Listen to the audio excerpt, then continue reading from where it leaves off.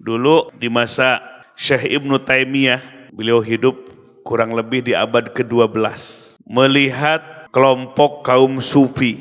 Kaum sufi itu kebanyakan tidak bekerja dalam makom mutajarrid sufi, itu ulama sufi. Maka Syekh Ibnu Taimiyah dalam kitab Majmu'atul Fatawanya melakukan penelitian, mengecek di lapangan terhadap kelompok-kelompok yang atas nama sufi ini, ahli tasawuf, yang kebanyakan mereka mutajarrid, tidak bekerja. Hasil penelitiannya, beliau membagi 3 bagian sufi itu, ahli tasawuf itu. Pertama adalah sufiyatul haqaiq, seorang sufi yang hakiki, yang sesungguhnya. Di mana sufi yang hakiki itu zuhud dengan dunia, zuhud dengan apa yang dimiliki oleh manusia. Itu tanda sufi yang hakiki. Tangannya malah di atas memberi, bukannya di bawah. Pantang untuk meminta. Kepada siapa? Kepada jamaahnya. Ini mentang-mentang, ini jamaahku, ini muridku. 1 orang 100.000. Waduh. Nah, ini yang disebut bukan sufiyatul haqaiq. Kalau sufiyatul haqaiq, seorang sufi yang hakiki, zuhud dengan dunia, zuhud dengan apa yang dimiliki oleh manusia. Tidak mengemis, tidak meminta kepada jamaah atau muridnya. Itulah sufi yang hakiki, sufi yang sesungguhnya. Bahkan sufi yang hakiki itu ngasih contoh, perusahaannya banyak, unit usahanya banyak, tapi tidak memilikinya. Nah, itu sufi yang hakiki, sufi yang sesungguhnya.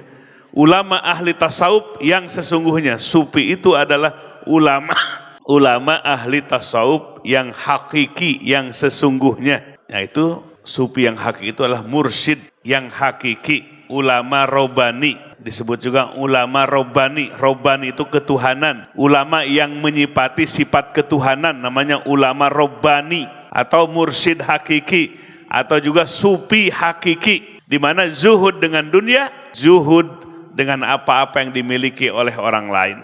Yang kedua, pembagian sufi itu adalah sufiyatul arzaqo, sufi yang tidak zuhud dengan dunia, tidak zuhud dengan harta yang dimiliki oleh muridnya, mengemis, meminta langsung atau tidak langsung.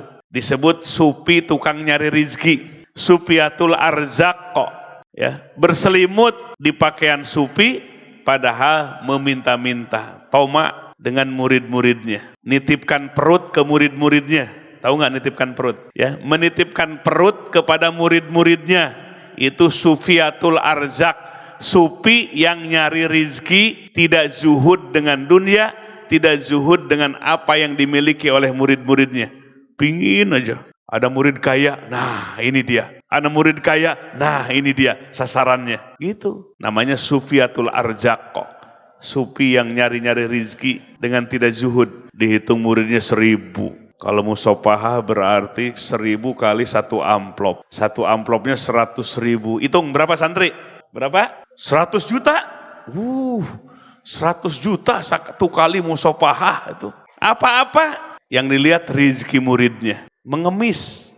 Hatinya toma, inginnya diberi aja. Ini bahaya ini. Sufi hanya kulitnya doang. Kamuflase penipuan itu. Padahal dengan itu hanya ingin mencari rizki bagi murid-muridnya, cari rizki dari jamaahnya. Lalu yang ketiga, sufiyatul rosam, sufi hanya casingnya doang. Ya, jadi seorang sufi, ulama ahli tasawuf, cuma casingnya doang, zohirnya doang, ngaku-ngaku doang. Jadi seorang sufi, jadi seorang mursyid, biasanya suka sedikit-sedikit ngaku jadi mursyid tuh. Pertama pingin disebut apa ya?